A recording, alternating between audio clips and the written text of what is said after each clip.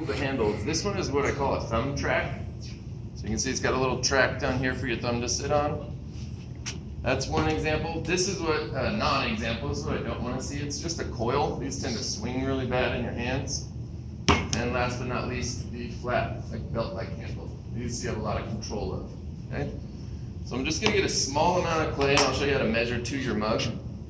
But I'm gonna roll this into a carrot shape. So I'm gonna kind of leave one side as is, and I kind of tilt my hand as I roll so that I get one edge skinnier or tapered. Now I've got the shape I want, but I want to clean it up, so I just kind of roll it along the table. Clean all those little bumps.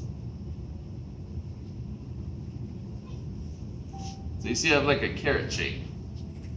Okay, little carrot shape, thicker at one end, thinner at the other. I'm going to flatten that out with my roller a few times.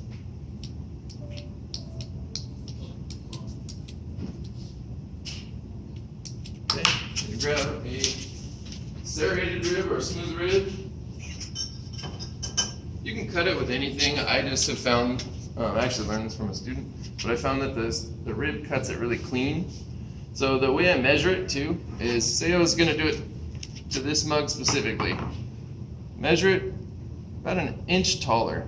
So right up there, I mark it. I'm going to cut it. Then I slide this out. Sometimes it'll stick to it, and that's okay, it pops right off. So right there I have just kind of a flat handle, that's okay. But I want to add a little extra pizzazz. So if I wanted to do the thumb track like this one, I would take my thumb and literally just press it all the way down and then keep sliding it. The ones I like in particular are these belt ones. And this is also how I used to do pulled handles all the time, and they're a lot of work, and my collectors, that's what they want specifically, is the pulled handle. But I can make my coil handle much faster, and I can make it look like it's pulled. So I'll show you how to do that right now. So first I'm going to clean up these little strips on the side.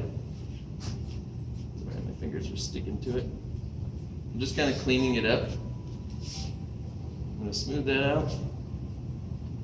Flatten it just a little bit more. So now I'm going to take the roller on the edge right here. So I'm going to thin these edges like so, just at a diagonal. And this side. And then I make sure that that normal little track up here is equal. Okay. Now it's time to make that half a heart, and it should be below the lip. On all these, you see they're all below the lip of the cup. So I'm going to lay it on that little diagonal that I cut earlier. I'm going to cut that diagonal a little sharper. Okay, I'm going to lay it on that diagonal. There. Hold my thumb there and roll it back.